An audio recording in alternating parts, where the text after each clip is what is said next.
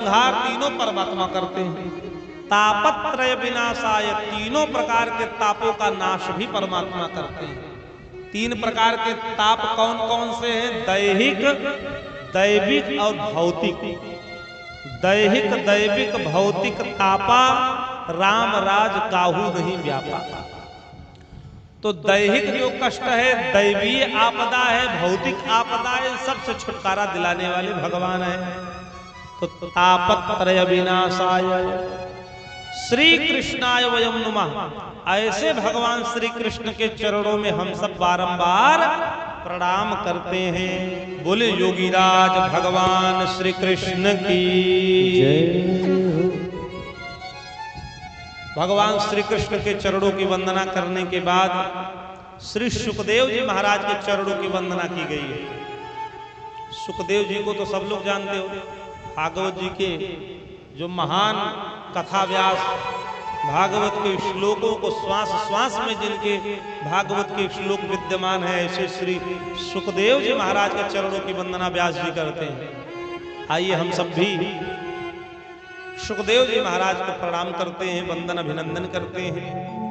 यप्रव्रजन्तमनुपेतमपेत कृत्यम द्वैपायनो विरह कातर आजुहाव पुत्रेति तन्मयतया तरबोभिनेदो हम सर्वभूत हृदय मुनिमानतोषि।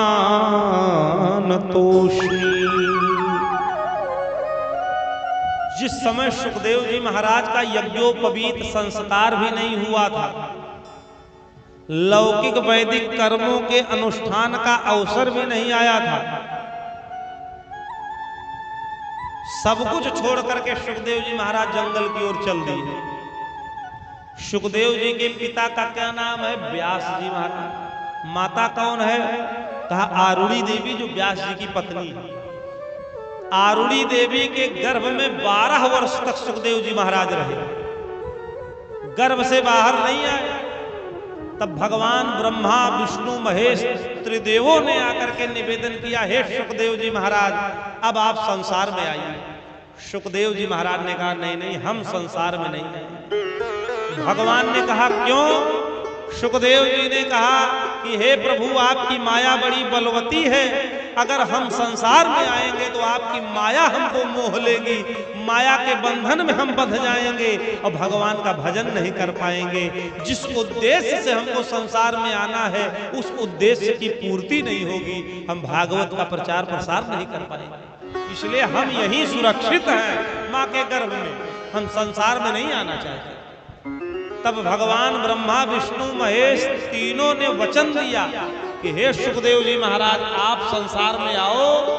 हम तीनों वचन देते हैं कि हमारी माया संसार को मोहित करेगी लेकिन आपको मोहित नहीं करेगी, हमारी माया का प्रभाव आपके ऊपर नहीं पड़ेगा। जब तीनों ने वचन दिया तब सुखदेव जी महाराज आरुणी देवी के गर्भ से बाहर आए और जैसे बाहर आए सीधे जंगल की ओर भगे। पुत्रेति तन्मयतया तरबोभिनेदुस्तं सर्वभूत हृदय मुनिमानतोषि।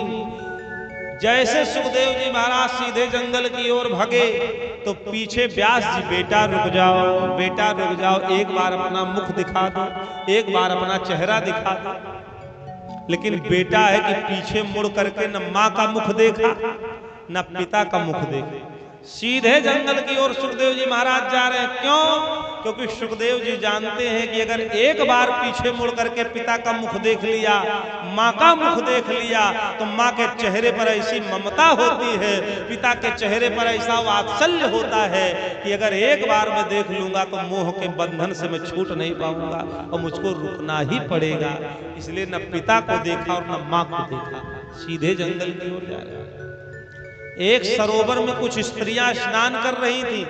सुखदेव जी महाराज पहुंचे तब तो सब स्नान करती रही, लेकिन जैसे व्यास जी पहुंचे तो सब निकल निकल करके अपने अपने कपड़े को पहनने लगी, वस्त्र को पहनने लगी। व्यास जी ने कहा कि हे देवियों, अभी मेरा बेटा सुखदेव गया तब तो तुम सब स्नान करती रही और हम निकले तो सब लोग वस्त्र पहनने लगे। हम में और हमारे बेटे में क्या अंतर है?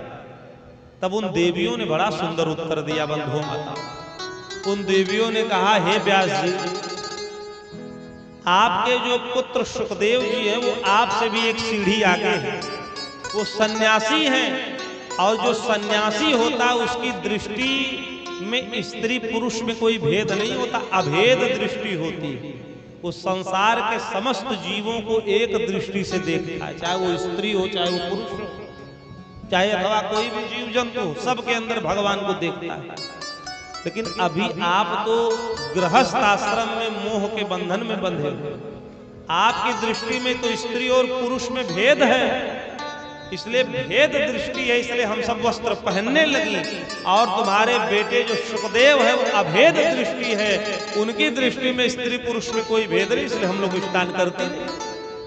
और उन देवियों ने कहा, हे व्यास जी, अब आप वापस चले जाओ, सुखदेव जी वापस आने वाले नहीं हैं।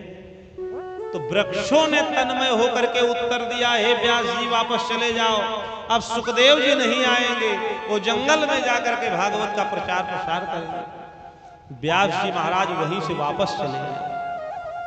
पुत्रेत तन्मयतया तर्वोभिने दुस्तम सर्वभूत हृदय मुनिमानतोष्मि। और सुखदेव जी महाराज जंगल चले गए, भगवान का भजन करते हुए, भागवत के श्लोकों का पाठ करते हुए भगवान की भक्ति में लीन हो गए।